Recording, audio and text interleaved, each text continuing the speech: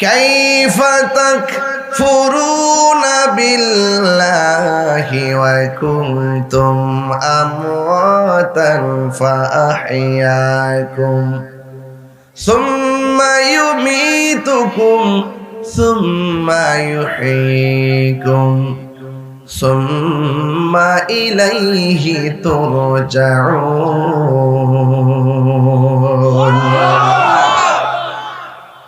আমি একলা একলা বললো তো তুমি আমি বানায় কই, এই জন্য আয়াতটা প্রথমে ফিরে লাইছি। আল্লাহ রাব্বুল আলামিন বলেন, তোমরা কিভাবে তোমাদের রবকে অস্বীকার করছো, অথচ তোমরা ছিলে নির্জীব। আমি আল্লাহ রাব্বুল আলামিন তোমাদেরকে সজীব বানিয়েছি, তোমরা ছিলে নিষ্প্রাণ। আমি আল্লাহ রাব্বুল আলামিন তোমার মাঝে প্রাণ দিয়েছি। প্রাণ দেওয়ার আগে আমি আল্লাহ একটা সিস্টেম করেছি। ও আল্লাহ, তুমি কি সিস্টেম করেছো? আল্লাহ কয়, তোরে পানির ফোঁটা থেকে রক্তের সিস্টেম করেছি, রক্তের ফোঁটা থেকে গোশতের টুকরায় পরিণত করেছি। গোশতের টুকরার ভিতরে আমি আল্লাহ জয়েন লাগাইছি, হাড্ডি দিয়েছি, রগ দিয়েছি। এরপরে তোরে আমি আল্লাহ একটা সুটাম দেহের অধিকারী বানিয়েছি। আল্লাহ বলেন, লাকাদ খালাকনাল ইনসানা ফি আহসানি তাকবীম। আল্লাহ বলে, ও বান্দা, আমি আল্লাহ তোরে এত সুন্দর করে বানাইলাম, ছিলে তুই পানির ফোঁটা, নাপাক পানি। এরপরে তোরে বানাইলাম রক্ত, এরপরে তোরে বানাইলাম গোশতের টুকরা, এরপরে সুন্দর একটা সুটাম দেহ বানাইলাম। আল্লাহ বলেন, আমি মানুষদেরকে অতীব অবয়ব সুন্দর নমুনায় বানিয়েছি। এখন আমি আপনাদের কাছে চারিতলা বলতে চাই, আপনার আমার ডিজাইনার একজন, জবানটা খুইলা কন্যা তিনি কে?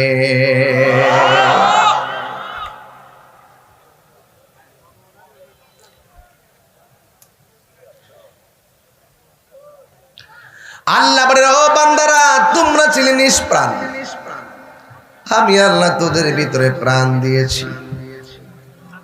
প্রাণ দেওয়ার পরে কেউ এমপি, কেউ মেম্বার, কেউ চেয়ারম্যান, কেউ বক্তা, কেউ পিসা। প্রাণ দেওয়ার পরে কেউ মাটির ঘরের মালিক, সনের ঘরের মালিক, টিনের ঘরের মালিক, বিল্ডিং ঘরের মালিক, কেউ 10 গুণ সম্পদের মালিক, কেউ 5খানি ক্ষেতের মালিক। আল্লাহ কয়, তোরে যতই মালিক বানাইলাম, একটা থাবা দিয়া তোর মালিকানা আমি স্টপ করে দিব। ওই থাবার নাম হলো মৃত্যু। কথা বলে ঠিক কিনা?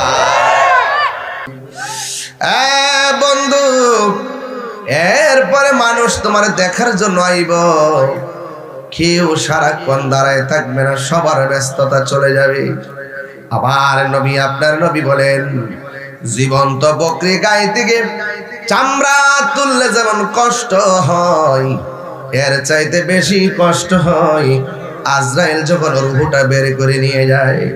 দুনিয়ার মানুষ টাকার ভাগ নেই, সম্পত্তির ভাগ নেই, কিন্তু মরণের কষ্টের ভাগ পৃথিবীর কেউ নেয় না।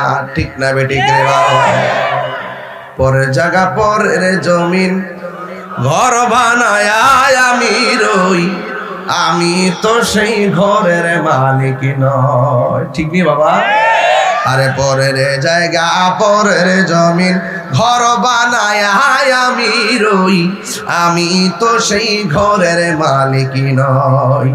সেই ঘরখানা যার জমিদারি, আমি পাই না তাহার হুকুম জারি। সে ঘরখানা যার, আমি পাই না তাহার হুকুম জারি। আমি পাই না জমিদার রে দেখা, আমি পাই না জমিদার রে দেখা, মনের দুঃখ কারে কই, আমি তো সেই ঘরের মালিক নয়। বলুন, পরের জায়গা,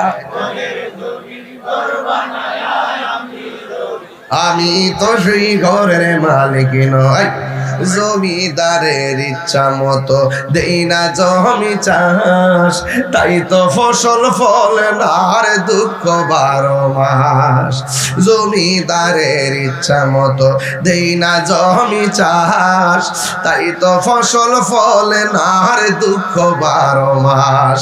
আমি খাজনা পাতি ছবি দিলাম,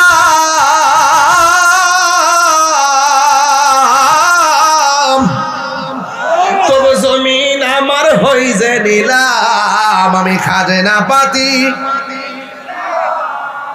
তবু জমিন আমার হই যে নিলাম। আমি চলি যে তার মন জোগায়া, আমি চলি যে তার মন জোগায়া, দাখিলা মিলে না সই। আমি তো সেই ঘরের মালিক নই, পরের জায়গা। আমি তো সেই ঘরের মালিক নই। একটা জবান বন্ধ রাখবেন না, মহব্বতে মায়ার সুরে বলুন হায়াতের মালিককে। যখন আপনার রুহটা চলে যাবে, বন্ধু আসবেনি, এক নজরে দেখবো, দেখে দেখে চলে যাইব রে বাজি, মানুষ আইব রে। রাত্র 12টার পর হইলে মোটামুটি তরিকা ফন্তি কথা কইলে জম রইলে কথা কোন ঠিক লাগে না। 12টা না মানে 8টা দিয়ে আর কি, এত রাত্রে করেন না। আগামী তারলো রাত্রে বেশি রাত্রে দিয়ে না, আবার বেশি রাত্রে দিয়ে। মানুষ আইব রে, এক নজর দেখিতে মানুষ আইব রে। দেহ কাচারো চিন পাখি উইরা যেদিন যাইব রে, এক নজর দেখিতে মানুষ আইব রে। মরণের কষ্টের বাঘ নিবনি, কবরে কষ্টের বাঘ নিবনিও, টেহার বাঘ নিবার লাগে দেখেন ফুতে ফুতে জি ফুতে কামড়া কামড়ি করবো। যে বাপটা টেহা জমায় দিয়ে গেছে, বাপের কবর জিয়ারত যায় না। কথা কন ঠিক না বেটে? এই জন্য আল্লাহ রাব্বুল আলামিন বলেন, তুমি ছিলে মুর্দা, তোমার জীবন দিলাম, জীবন যাওয়ার পরে আমার গোসলখানায় নিয়ে যাবে।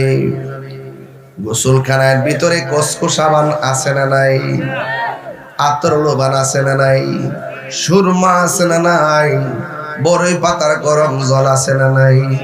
বেশি বেশি গরম পানিও দিবে না, বেশি ঠান্ডা পানিও দিবে না, বড় মায়া কইরা আমারে আপনারে গোসলটা করাইব, শেষ গোসল। বন্ধু, গোসল টুসল করাইয়া পুরুষ হইলে কাপড় হলো 3টা, মহিলা হইলে কাপড় হলো 5টা। এখন এত আর শুনলেন, পুরুষের কাপড় কেন 3টা, মহিলার কাপড় কেন 5টা? এই কথা দিয়ে কোন মৌলবীরা কয় না। এই দেশের মধ্যে কত গাছের পাতা আছে, কোন পাতা দিয়া গরম পানির জল করে না, বড়ই পাতার দিয়া কেন পানি গরম করে, এই কথা দিয়ে কয় না। এত কাপড় থাকার পরেও সাদা কাপড়ে কেন কাফনের কাপড়ে, এই কথা দিয়ে কেউ কয় না। বন্ধু, বড়ই পাতার গরম জল দিয়া গোসল করাইব গো। মানুষ গোসলখানায় যাইতে চায় না, অনেক মানুষ গোসলখানার ভিতরে ঢুকে না। আমি কিন্তু মাঝে মাঝে ঢুকি, আমার একটা কাম আছে, ফেডের মধ্যে সাপ দিয়া ময়লা বাইরে নিয়ে পরিষ্কার করে দেই। ফেডের মধ্যে সাপ দিয়া পায়খানা বাইরে ময়লা বের হলে আমি এটা টিস্যু দিয়া গামছা দিয়ে পরিষ্কার করে দেই। আপনি একদিন মারা গেলে আপনারও মানুষ এমন ভাবে মায়া করব। বন্ধু আমার, আমার নবী, আপনার নবী রহমাতুল লিল আলামিন বলেন, যে ব্যক্তি কাফন দাফনের কাজে শরীক হইব, আমার আল্লাহ রাব্বুল আলামিন তার জন্য জান্নাতের ভিতরে স্বর্ণ মিশ্রিত একটা জামার ব্যবস্থা করে দিবে। কবর করে না অনেকে, দৌড়ায় দৌড়ায় যাবেন কবর করতেন, দৌড়ায় দৌড়ায় পানি আগ দিবেন। এটা আবার মা বোনদের মধ্যে বেশি আছে। মা বোনরা লাশ দোয়ানোর জন্য, তারা মহিলাদের লাশ দোয়ানোর জন্য তারা খুব পাগল। এটা ভালো একটা লক্ষণ। পুরুষ অনেকে জানেই না কেমনে গোসল করাইতে হয়, গোসল করা ঢোকে না, কাফনের কাপড়টা কেমনে কাটবো এটাও মসজিদের ইমাম দিয়ে কাটার লাগে। কথা কি ঠিক আছে? এ আমার ভাইরা, যেই ব্যক্তি কাফন পরাইয়া দিব আল্লাহ রাব্বুল আলামিন তার গায়ে স্বর্ণ মিশ্রিত জান্নাতের জামা পরাইয়া দিব।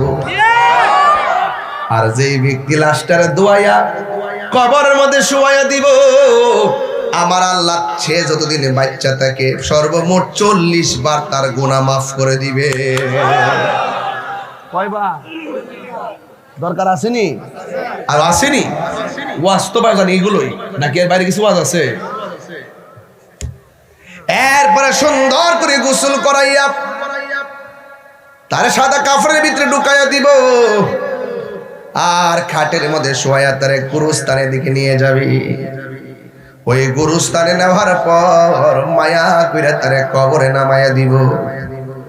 আল্লাহ ডাক দিয়া বলবে, ও ফেরেশতারা, আমার প্রেমিকের ভিতর থেকে যে রূহ টানছিলা কবরে যাওয়ার পরে রূহটা ফিরাইয়া দাও।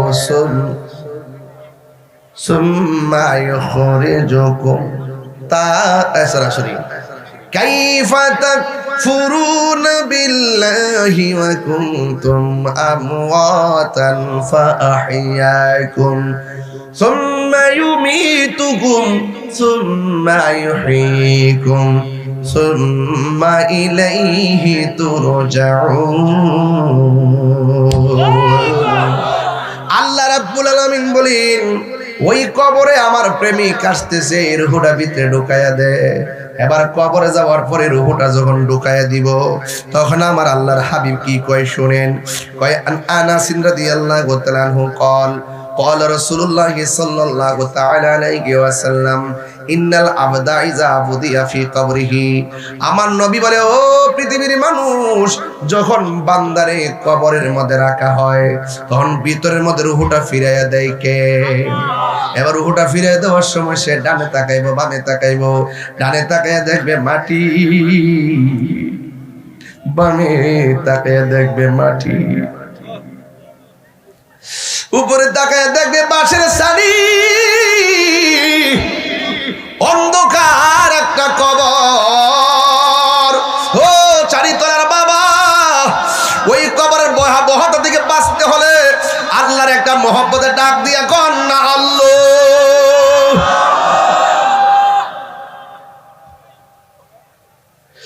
এত কঠিন আযাব সহ্য করতে পারবো না গো, রক্ষা করার মালিক কে? কবরে নামানোর সময় ইন্নাল আবদা ইযা বুদিয়া ফি কবরিহি, যখন লাশটারে কবরে নামাবে ওয়া তাওয়াল্লা আনহু আসহাবুহু, কবর পারের মধ্যে বন্ধু যায় কি যায় না, বাবা যায় কি যায় না, মা যায় কি না, কবরের মধ্যে সবাই যাবি রে।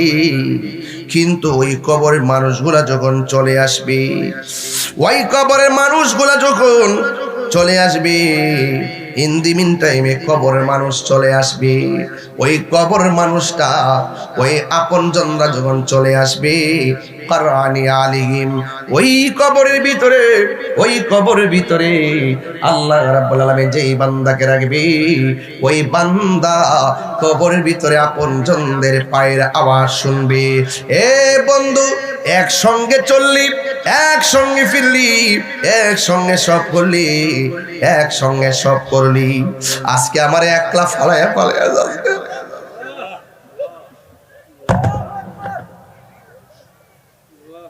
হারে হাজার হাজার মানুষ আপনজন আমি আসবো বলে কত লাইন ধরে আইলো, এমন ভাবে জানাজার মাঠেও মানুষ যাইব, মাহফিলের পরে যাই মাঠটা ভাঙ্গা যায়, খবরে রাখার পর জানাজার পরে এমন ভাবে মাঠটা ভাঙ্গা যায়। কিসের ভক্ত, কিসের কি ওয়া কারআনি আলিহিম, আমার নবী আপনার নবী বলেন আপনজনরা যখন জায়গা তখন আপনজনদের পায়ের আওয়াজ কবর থেকে শুনতেছে।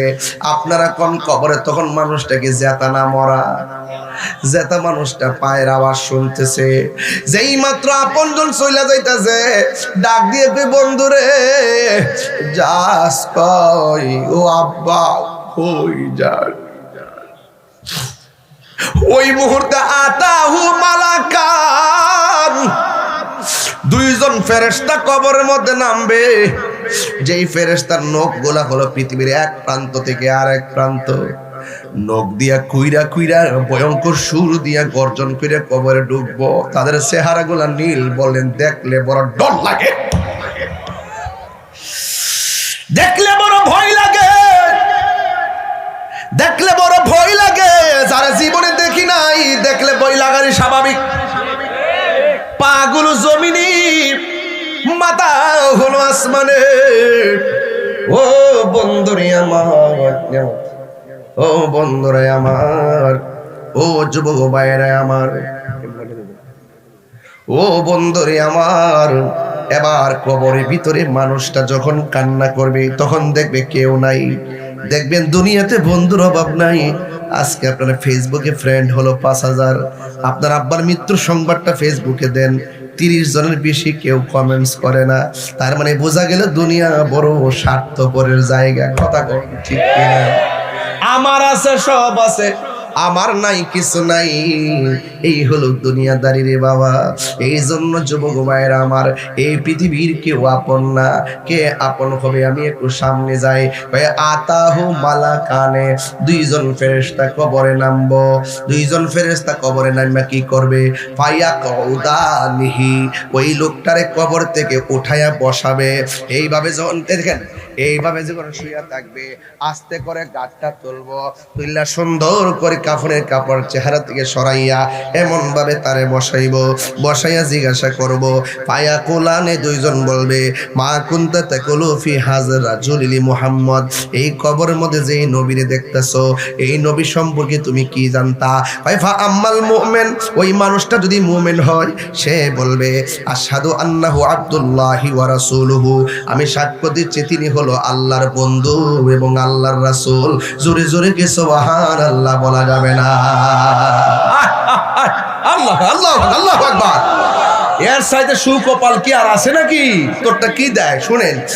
এরপরে বলতেছে ফায়ুকালু লাহু, ওই কবরের মানুষটাকে জিজ্ঞাসা করবে, উনজুর ইলা মাকাদিকা মিনান নার, তুমি কবরের জায়গা থেকে জাহান্নামটা দেখো। সে বলবে, হে মুনকার নাকির, আমি উত্তর দিছি জাহান্নাম দেখবো কেন? কয়, হে, উত্তর না দিতে পারলে তোমার জন্য জাহান্নামটা বরাদ্দ ছিল। কদ আবদালাকা আল্লাহু বিমা কাদাম মিনাল জান্নাহ, উত্তর দেওয়ার কারণে আবদালাকা মানে বদল করা, পরিবর্তন করা। আল্লাহ রাব্বুল আলামিন ওই জায়গা পরিবর্তন কইরা তোমার জায়গাটাকে জান্নাত বানায়া দিছি। পাইলে নিরালাহি গো নবী, পাইলে নিরালাই, পাইলে নিরালাহি গো নবী, পাইলে নিরালাই। দুই কদমে চুমু খাবো, চরণে ধুলি মাখিব গাই, পাইলে নিরালাই গো নবী, পাইলে নিরালাই, পাইলে নিরালাই গো নবী, পাইলে নিরালাই। আমারে নবী নূরের নবী, আমারে নবী জিন্দা নবী, বলুন আমারে নবী,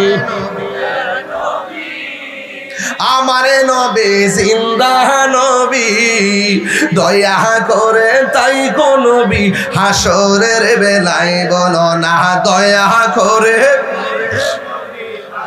রে বেলায়, পাইলে নিরালাই গো নবী, পাইলে নিরালাই, পাইলে নিরালাই গো নবী, পাইলে নিরালাই, পাইলে নিরালাই গো নবী, পাইলে নিরালাই। কঠিন হাসরের দিনে আইতাছি সামনে ওয়াজটা লয়া, একটু সময় দিবেন না আমার আপনার ইনশাআল্লাহ। নাকি আবার কষ্ট মষ্ট বাজান? একটু হাসর পর্যন্ত যাইতাম পারম না ইনশাল্লাহ। আমরা একসঙ্গে হাসরের মাঠে আমার নবীর কদম মোবারকে থাকতে চাই কি চাই না? আরো জোরে বলো চাই কি চাই না? দুই হাত তুলে বলো চাই কি না বলো?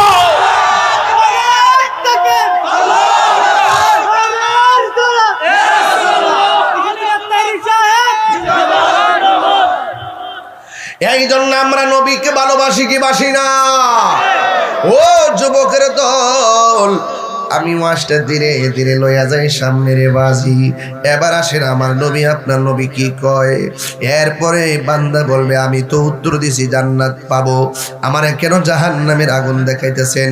ফায়াকাদ আবদালাকাল্লাহু বিহি মাকআদান মিনাল জান্নাহ, আল্লাহ রাব্বুল আলামিন জাহান্নামটা পরিবর্তন করে তোমার জন্য জান্নাত বরাদ্দ করে দিয়েছে, কারণ তুমি মুনাফিক নয়, তুমি হইলা মুমিন। এরপরে আমার আল্লাহ কয়, আল্লাহর হাবিব কয় যারা মুমিন আমার আল্লাহ তাদের পিঠের নিচে জান্নাতের গালিচা বিছায়া দিবে। ওই গালিচা আমরা চাই কি চাই না? ও যুবকের দল, কি ভাষায় ওয়াজ করব আজকে বাবারা আমার? এরপরে আমার নবী, আপনার নবী কয় ওয়া আম্মাল মুনাফিক, কবর মানুষটা যদি মুনাফিক হয় তার কি অবস্থা হবে? তারে প্রশ্ন করা হবে মা কুনতা তাকুলু ফি হাযার রাজুলি, ও আল্লাহর বান্দা নবী সম্পর্কে তুমি দুনিয়াতে কি বলতে? তখন সে কি বলবে জানেননি? ফায়াকুলু, সে বলবে লা আদ্রি, আমি জানি না। কুনতু আকুলু মা ইয়াকুলুন নাস, মানুষ যা বলতো আমি শুইনা শুইনা বলতাম। কথা কোন ঠিক কিনা? মানুষ যা বলতো আমরা তার শুইনা শুইনা বলতাম। এরপরে তাকে প্রশ্ন করা হবে এলা দাঁড়াইতু আলা দাঁড়াইতা, তোমাকে আমি দিয়েছিলাম, কোরআন দিয়েছিলাম, আল্লাহ কোরআন দিয়েছে, কোরআন পয়রা তুমি বুঝলা না কেন? কোরআন পয়রা তুমি বুঝলা না কেন? যে জানে তার কাছে গেলা না কেন? ওয়াই উদরাবু বিমা তারিকি মিন হাদিদিন দরবাতান। এরপর আল্লাহ রাব্বুল আলামিন মুনাফিকরে, আমার সমাজে মুনাফিক আছে না নাই? ওয়াজের ভিতরে মুনাফিক হয়ে গেছে। মুনাফিকরা শুধু যে দুনিয়াতে মুনাফিকি করে এমন না, এরা কবরে যায়ও মুনাফিকি করবে। মুনাফিকে কি উত্তরটা দেয়া জানেননি? মুনাফিক কুনতু আকুলু মা ইয়াকুলুন নাস, মানুষ যা কইতো আমি শুননা শুননা কইতাম। মানুষ কি তা কইতো? কইতো কবরে প্রশ্ন করব তোমার দলের নাম কি? আমি মনে হচ্ছি হেসা আয়া দিই না, দলের নাম না, আসলে জিজ্ঞাসা দিনের নাম কি, ধর্মের নাম কি? কবরে জিগাইব, হাসর মাঠে জিগাইব তোমার প্রতীকের নাম কি? পরে হাসর মাঠে ওইটা দেখতে জিগাইলাম যে আসলে প্রতীকের নাম জিগাইতো না, সর্বপ্রথম নামাজের হিসাবের কথা জিগাইব। তো শূন্য শূন্য মুখস্থ করে কোন যেত না।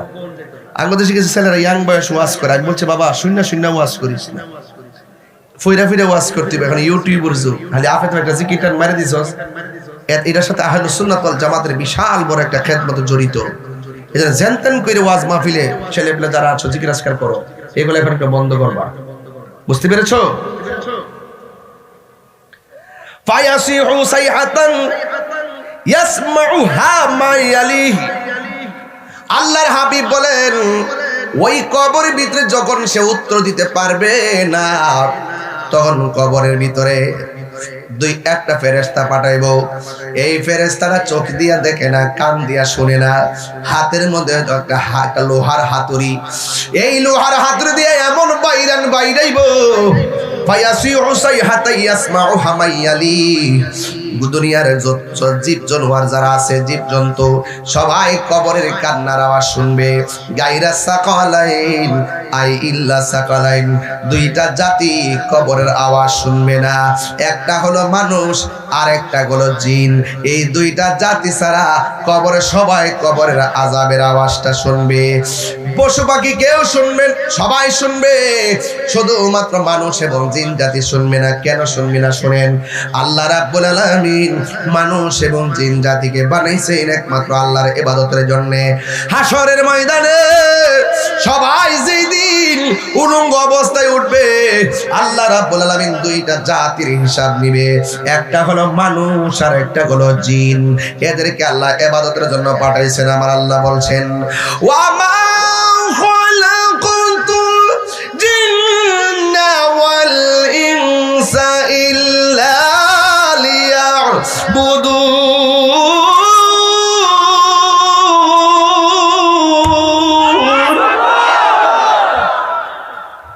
আল্লাহ রাব্বুল আলামিন বলেন আমি মানুষ এবং জিন জাতিকে সৃষ্টি করেছি একমাত্র আমার গোলামের জন্য। এই জন্য কবরের মায়ের আওয়াজ সব জন্তুরা শুনবে, মানুষ শুনবে না, জিন শুনবে না। মানুষ এবং জিন জাতি যদি শুনতো তাদের কানের পর্দা ফাইটা রক্তক্ষরণ হইতে হইতে মারা যাইতো। চিৎকার মেরে কি আল্লাহু আকবার বলা যাবে না? এরপরে আমার নবী বলেন একদিন, দুই দিন, 100 বছর, 500 বছর, এমন একটা সময় আসবে যে সময়টার ভিতরে সব মানুষ কবর থেকে উঠবে। আল্লাহ রাব্বুল আলামিন কোরআনে বলছেন মিনহা খালাকনাকুম ওয়া ফিহা নুঈদুকুম ওয়া মিনহা নুখরিজুকুম তারাতান উখরা। আল্লাহ বলে ও বান্দা, তোমার এই মাটি থেকে বানানো হয়েছে, এই মাটিতেই তোমাকে দাফন করা হবে, এই মাটি থেকে তোমাকে হাসরের ময়দানে ওঠানো হবে। কবর আযাব বড় ভয়ঙ্কর। আমার নবী আপনার নবী বলেন কবর আযাব বড় ভয়ঙ্কর। এই কবর থেকে মানুষ হাসরের ময়দানে উঠবে। কেমনে উঠবে একটা হাদিস বললে আপনারা বুঝবেন, একটা হাদিস বললে আপনারা ভালো করে বুঝবেন। কারণ কবর বড় সাংঘাতিক জায়গা রে, কবর বড় সাংঘাতিক জায়গা। এই জায়গায় যারা যায় তারা ফিরে আসে না। কথা বলেন ঠিক কিনা? মা যে গেছে আর ফিরে আইসিনি, দাদা যে গেছে আর ফিরে আইসিনি রে বাবা। এই জন্য আমার নবী কই হযরতে আমার নবী বলেন ইহশারুন নাসু ইয়াউমাল কিয়ামাতি আলা আরদিন বাইদা আফরা। আমার নবী আপনার নবী বলেন এই কবর থেকে মানুষ হাসরের ময়দানে উঠবে। অনেকে তো মনে করে হাসরের ময়দানটা বুঝি আসমানের উপরে। না না, হাসরের ময়দানটা হবে জমিনের মধ্যে, শাম এবং সিরিয়ার মধ্যে। আল্লাহর হাবিব বলেন ইহশারুন নাসু ইয়াউমাল কিয়ামাতি আলা আরদিন বাইদা আফরা। যেই দিন মানুষ যেই মাঠটার মধ্যে উঠবে ওই মাঠটা হবে সাদা, পুরা মাটির মাঠ, মাটিগুলা থাকবে পুরা কয় কাকুর সাতিন নাকি। ওই মাঠের মধ্যে কোনো গাছ থাকবে না। লাইসা ফিহা আলামুন লিআহাদিন, কোনো মানুষের জন্য আলাদা ব্যবস্থাপনা থাকবে না। সব মানুষ হাসরের ময়দানে উঠবে, মাটিটা হলো পুরা মাটির মাটি। আর মানুষের গায়ে এরপরে আয়েশা সিদ্দিকা রাদিয়াল্লাহু তাআলা আনহা বলেন আমার নবী আপনার নবীকে বলতে শুনেছেন ইহশারুন নাসু ইয়াউমাল কিয়ামাতি হুফাতান উরাতান। আমার নবী আপনার নবী বলেন হাসরের ময়দানে মানুষ উলঙ্গ অবস্থায় উঠবে। সাউন্ড কমে গেছে। হাসরের ময়দানে মানুষ উলঙ্গ অবস্থায় উঠবে, হাসরের ময়দানে উলঙ্গ অবস্থায় উঠবে, হাসরের ময়দানে উলঙ্গ অবস্থায় উঠবে। এবার আয়েশা সিদ্দিকা রাদিয়াল্লাহু তাআলা আনহা বলেন ইয়া রাসূলুল্লাহ নবী গো, হাসরের ময়দানে আর কেমনে উঠবে? আমার নবী আপনার নবী বলেন তার পায়ের মধ্যে কোনো জুতা থাকবে না, পরনের মধ্যে কোনো জামা থাকবে না, সে উলঙ্গ অবস্থায় উঠবে। ইয়া রাসূলুল্লাহ, আয়েশা সিদ্দিকা বলে ইয়া রাসূলুল্লাহ উরাতান গুরলান নিসা ওয়ার রিজাল, পুরুষ এবং নারী একসাথে উলঙ্গ অবস্থায় উঠবে। কি হবে গো? এটা মাঠটা তো অনেক ভয়ঙ্কর মাঠ হবে। ইয়ানজুরু বাদুহুম ইলা বাদিন, একজন মানুষ আরেকজন মানুষে দেখবে, ছেলের সামনে মেয়ে উলঙ্গ, মেয়ের সামনে ছেলে উলঙ্গ, পুরুষের সামনে মহিলা উলঙ্গ, মহিলার সামনে পুরুষ উলঙ্গ। ইয়ানজুরু বাদুহুম ইলা বাদিন, একজন আরেকজনের দেখবে। এটা কেমন লজ্জার মাঠ হয়ে গেল না? আমার নবী আপনার নবীকে ইয়া আয়েশা, আয়েশা কেন চিনেননি? যে আয়েশা নবীর কাছ থেকে একবার যদি হাদিস শুনতো দ্বিতীয়বার আর শোনা লাগে না, এই ডাইরেক্ট তিনি বর্ণনা করে ফেলতেন। ওনার জীবন উনি 2200 সাউন্ড কমে গেছে, 2210টা হাদিস বর্ণনা করেছেন। যে আয়েশাকে আমার নবী বলতেন ইয়া হুমায়রা, হে লাল সুন্দরী। আপনার বাড়িতে যদি স্ত্রী থাকে একটা নাম হইলো আপনি আলাদা একটা নাম মোবাইলে সেভ করে রাখবেন, দেখবেন আপনার স্ত্রী দেখলে খুশি হবে। ঠিক আছে কিনা? লিখে রাখবেন না, মাই লাভ, মাই জান, মাই হার্ট, তুমি আমার জীবন, তোমাকে ছাড়া বাঁচবো না।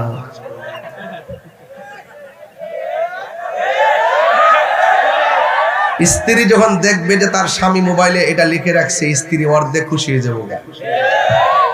ঠিক না বেটি? তবে বুয়াইতের একটা প্রবলেম আছে, টেয়ার সাবিটা যদি হার কাছে দিয়া রাখেন এরা খুশি, আর যদি না দেন কইব তুমি তোমাকে বিশ্বাস করো না। তবে একটা কথা কয়া যায়, অবশ্যই বউর কাছে দিবেন, কিন্তু স্ত্রী কিন্তু স্বামীর সম্পদকে লুটের মাল মনে করা যাবে না। তার ঘাম যারা পরিশ্রমের অর্থের মূল্যায়ন করতে হবে। কথা বলেন ঠিক না? এই টাকা একদিন আপনার সন্তানের জন্য অনেক উপকার হয়ে দাঁড়াবে। কথা বলেন ঠিক না? আপনি পাইলেন আর খরচ করলেন, সন্তানের কথা ভাবলেন না, আপনি আদর্শ মা হতে পারেন নাই, আপনি সংসারের দায়িত্বশীল স্ত্রী হতে পারেন নাই। কথা বলেন ঠিক না? আল্লাহ না করুক এমনও হতে পারে আপনার স্বামী হঠাৎ করে অসুস্থ হয়ে যেতে পারে, আপনি অসুস্থ হয়ে যেতে পারেন। আপনি যদি টাকাটা যদি ব্যাংকের মধ্যে সুন্দর করে ঘরে যদি রক্ষণ করে রাখেন, দেখবেন একদিন বিপদের সময় আপনার সেই টাকাটা কাজে লাগবে। আর যারা অপচয় করে, ইন্নাল মুবাযযিরিনা কানু ইখওয়ানা শায়াতিন, যারা অপচয় করে তারা হলো শয়তানের ভাই। কথা বলেন ঠিক কি না? তাহলে আমরা কি অপচয় করব সম্পদ? এই বিদেশি বলা ভাই গায় যাই, এই গান যাই, এ দরস না কিদারে কিদা, এই বাড়া, এই বিয়াদ দেব না, দেখা যাবে ডাক দিলে চায় না, গা দিচ্ছে। কিন্তু চাইবি যাস না জাহান্নামে যাস, চাইবে তো কি কস না কস, তুমি তাকে আমার বাড়ি তাকাইবা তো, আমি তোমার বাড়ির মেহমান তো, তোমার যে আমি ডাক দিছি, ডাক্তার দাম কত জানো নি? ও হিয়ানকে হারিয়েছে বেহুদা আর লড়ে না, যদি বদ্ধ লাগে জায়গা। আরে না ছেলে, তোমাকে বদ্ধ দিব, পাগল পাইছে নাকি? তোমরাই তো আমাদের ভবিষ্যৎ। কথা কন ঠিক কিনা? ছেলেরাই তো আসবে, ছেলেরাই তো যাবে, আসা যাওয়ার মাধ্যমেই তো দুনিয়া। কথা বলে ঠিক না বেঠে? এখন মনটা ভালো হয়েছে। একদিন মাটির ভিতরে হবে ঘরে মন আমার, কেন বান্ধ দালান ঘরে? একটা টান না, একদিন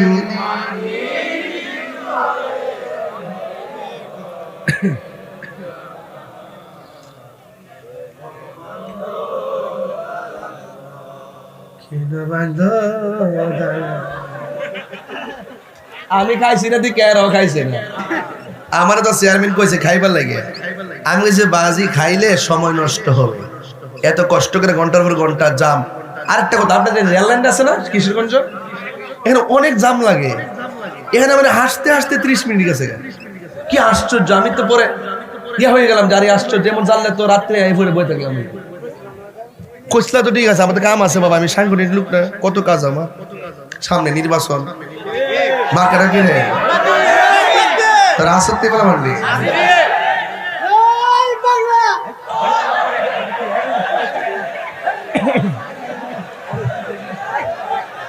আচ্ছা আস্তে আস্তে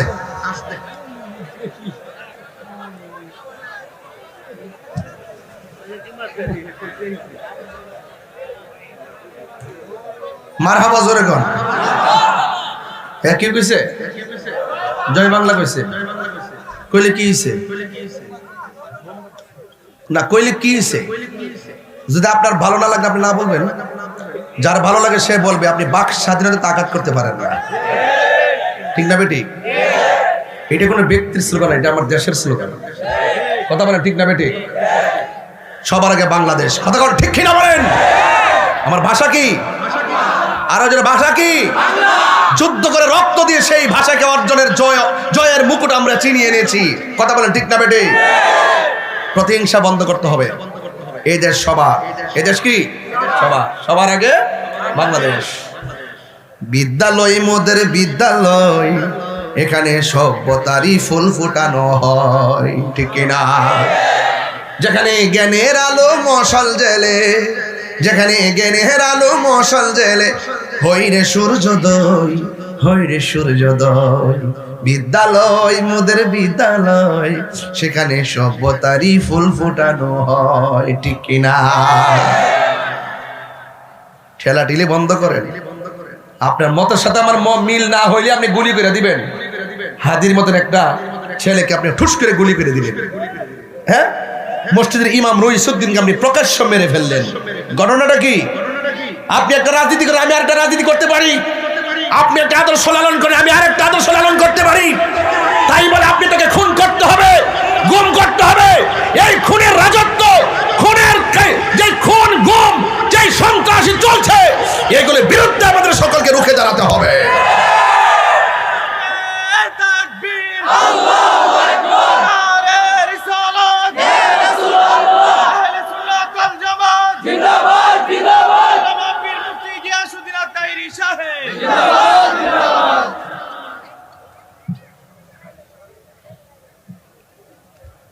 কষ্ট হইতেছে আপনাদের?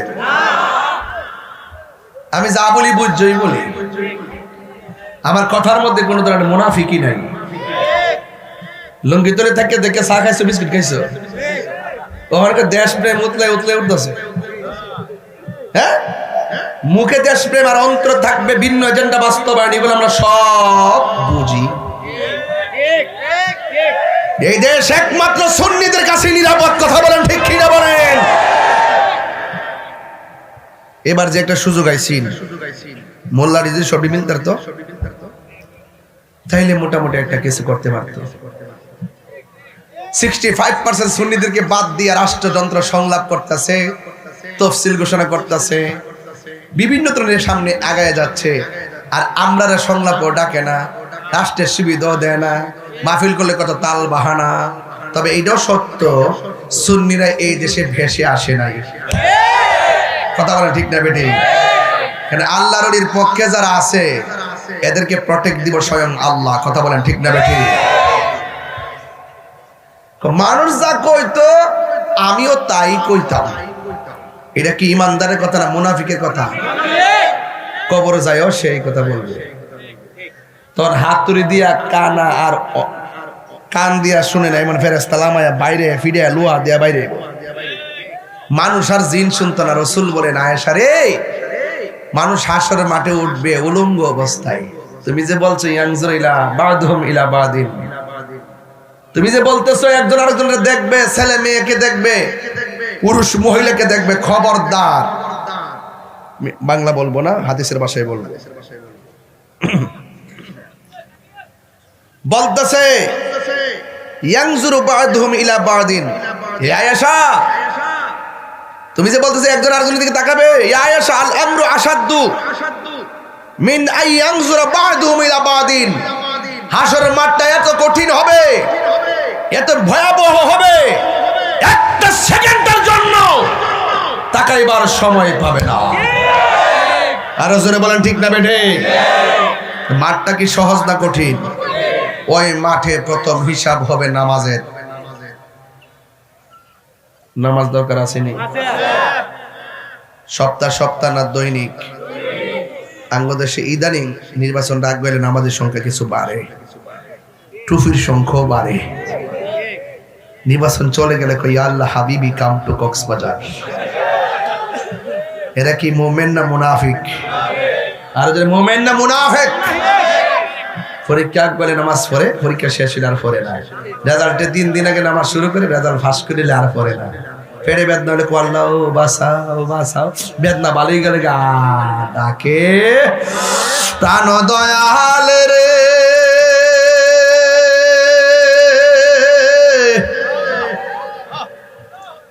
গৃহস্থেরা দলে দলে হাঁস মুরগি কতই পালে, সন্ধ্যা হলে ডাক দিয়া আলোয় ঘরে। এই গজলটাই বই আছে, যা নিয়ে যায় 50 টাকা দিয়ে। আমার এক মুড়ি দিলে এসে আমরা মারে দিলে মা খুব খুশি হইব। প্রাণ দয়াল রে, গৃহস্থেরা দলে দলে হাঁস মুরগি কতই পালে, সন্ধ্যা হলে ডাক দিয়া লয় ঘরে, যার যত পালিত ছিল সকল রে তো ঘরে নিল, আমি একা রইলাম অন্ধকারে প্রাণ দয়াল রে, সন্ধ্যা হইল ডাকি দিলে না মোরে। আহা প্রাণ দয়াল রে, পারগাটায় পার ভব বলে সূর্য গেল অস্ত চলে, কত ঘাটে করিলাম প্রার্থনা, আধারে গিরিলে ধরা পথ দেখি না দিশে হারা, হাত ধরে পথ কে দেখাবে মোরে প্রাণ দয়াল রে, সন্ধ্যা হইল ডাকি দিলে না মোরে। আল্লাহু আকবার বলা কেন? আমার যুবক ভাইয়েরা, বলছিলাম হাসরের ময়দানে যেই হিসাব হবে, ইবাদতের নাম কি? নামাজের হিসাব হবে। নামাজ পড়া কপালে দাগ পালালে চলবে না রে বাজি, অন্তরের ভিতরে ঈমান দরকার আছে না নাই? নামাজও পড়বেন, বহুত নামাজি আছে প্রথম কাতারে নামাজ পড়ে তাসবিহ হাতে লইয়া ঘুরে, ইমাম সাহেবের লগে যাইয়া যায় বড় বড় গলা কথা কও, খবর নিয়ে দেখলাম সুদখোর নাম্বার 1। আমার ফুলাফান্ডি করে, ফুলাফান্ডি এই ফুলাফান্ডি করে, এই আসেনি রে, সুদ কি চলবে না বন্ধ হইব? আর যখন চলবে না বন্ধ হবে? আমার যুবক ভাইরা, আপনি হারাম খাইবেন, আরাম পাবেন না। হারাম রক্ত প্রবেশ করলে সেই হাতের দোয়া আল্লাহ কবুল করে না। আমার এক মৌলবী কয়, হুজুর আপনি সুদের ওয়াজটা আপাতত কয়েক মাস কম করেন।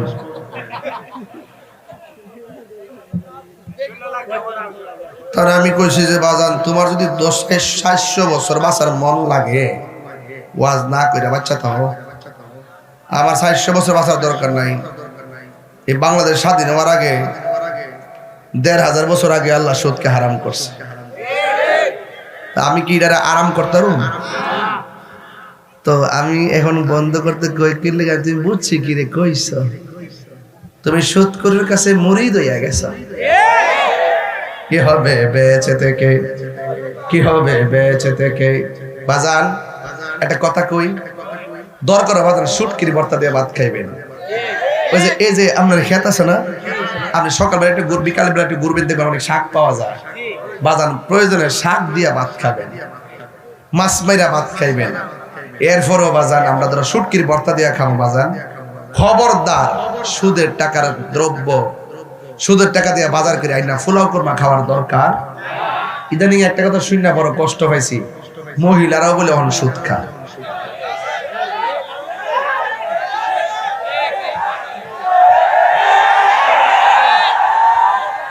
তখন সুষম বন্টন নীতির আলোকে শুধু যাকাতের টাকাগুলো বছরে বছরে দিত, এই সারিতলা গ্রামে একটা গরিব থাকতো না।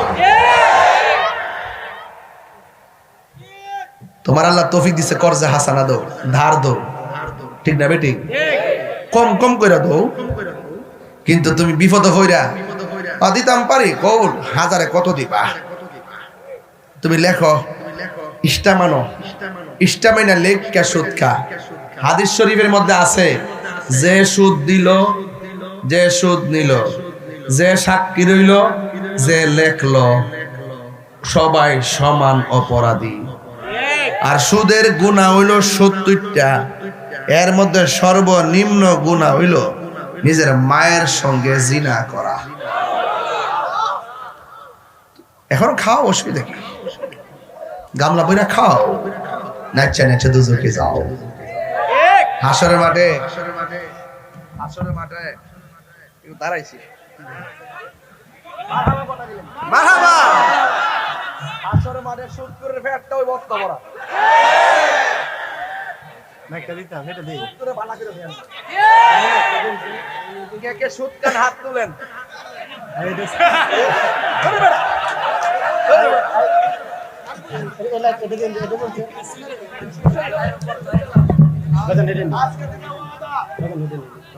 আজকে থেকে ওয়াদা, গতকাল পর্যন্ত যা খাইছেন খাইছেন, আমি কমো এটা মাফ করবো না।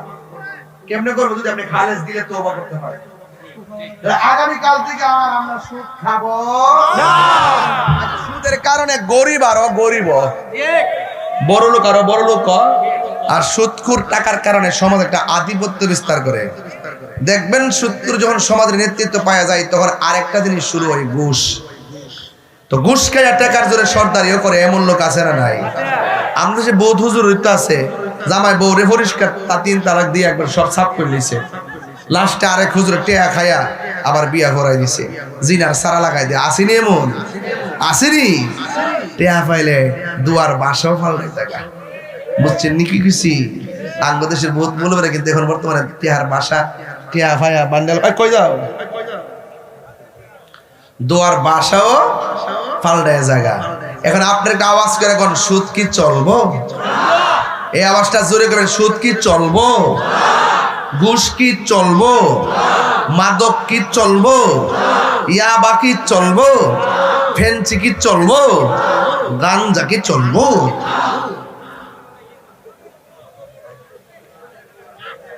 এখন বলেন, হাসরের মাঠে প্রথম হিসাব হবে কোন ইবাদতের? আর বড় করে কোন ইবাদত? ওই নামাজ যারা পড়বে না তাদের জন্য কবরে 3টা শাস্তি আছে। একটা হইলো 2 পাশের মাটি চাপা দিয়া হাড্ডি উড্ডি গোড়া করে ফেলাইব। আর হাসরের মাঠে আরেক প্রকার শাস্তি, এটা নতুন পেয়ে যায় আপনার কাছে। এক শ্রেণীর মানুষ হবে যাদের নখগুলো হবে তামার নখ। এখন কি তামার? হাসরের মাঠে নখগুলো হবে তামার নখ। রসুল দেখবেন মানুষ নিজের চামড়া নিজে টাইনা টাইনা ছিঁড়তেছে, চেহারার চামড়াটা, আর গাল থেকে গোশত টাইনা টাইনা বাইরে কইরা সে খাইতেছে। রসুল জিগাইব, আল্লাহ এরা কারা? এমন মুমূর্ষ অবস্থায়, বিভৎস অবস্থায় তারা নিজেরা নিজের গোশত খাইতেছে, ওরা কারা? আল্লাহ রাসূল বলেন, ও আল্লাহ বলেন, ও বন্ধু, এরা কারা জানেননি? এরা হলো দুনিয়ার গীবতকারী। গীবতকারী বাংলাদেশে তো গীবতকারী নাই। আমি এবারে দোকানে কিন্তু কম কইছি, মনে করুন কয়া হুতাই লেছে না, গানাদার টাইট আছে কইছে না। এখন যে ওয়াজ করতেছি দলিলের বাইরে কি একটা কথা কইছি?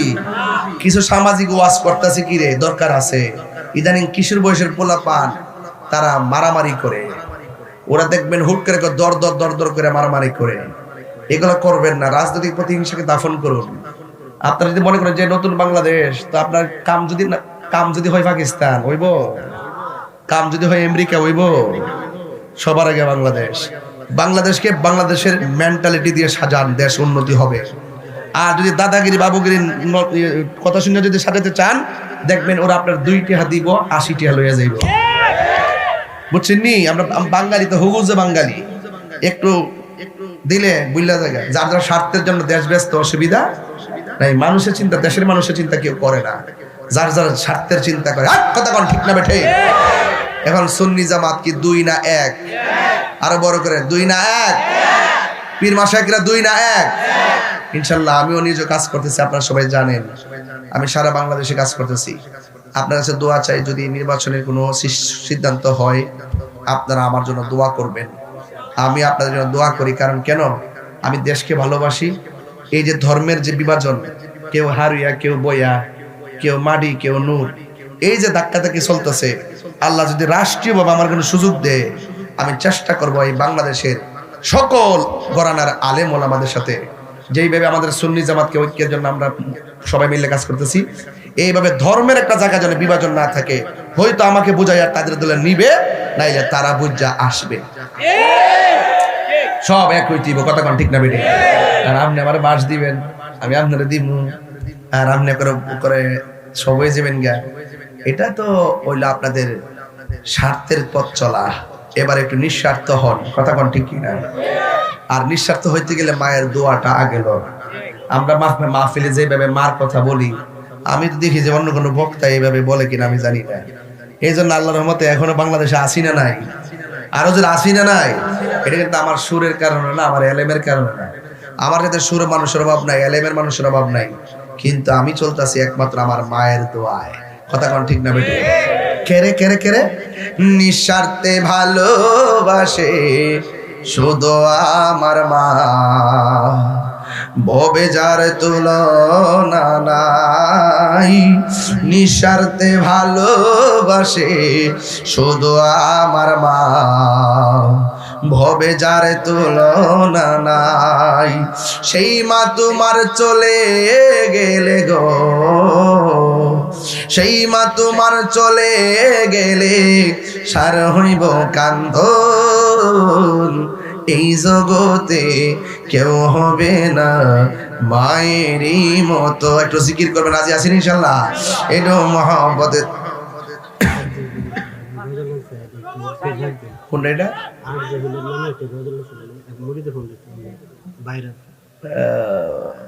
কোনটা এটা?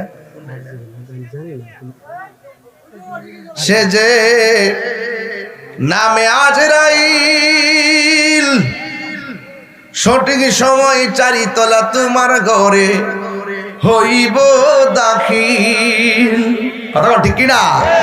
সে যে নামে আজরাইল, সঠিক সময় চারিতলা তোমার ঘরে হইব দাখিল।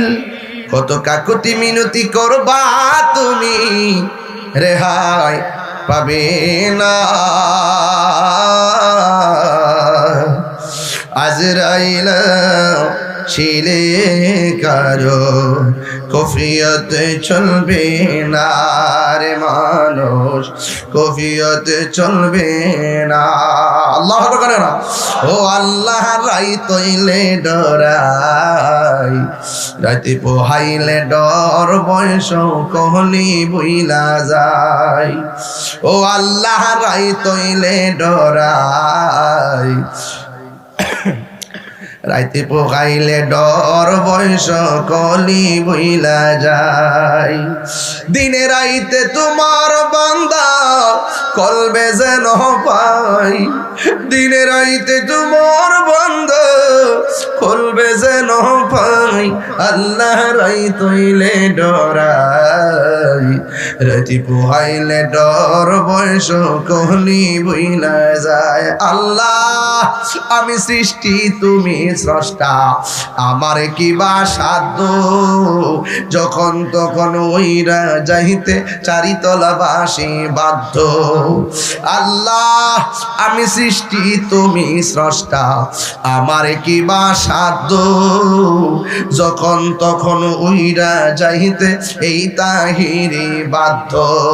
সব ক্ষমতার প্রতিপাদ্য হর হামেশা গায়, আল্লাহ রাই তৈলে ডরাই, রাতি পোহাইলে ডর বয়স কলি বইলা যায়। আল্লাহ রাই তৈলে ডরাই, রাতি পোহাইলে ডর বয়স কলি বইলা যায়। ওই মা বাবার খেদমতের দরকার আছে না নাই? 5 ওয়াক্ত নামাজের দরকার আছে না নাই?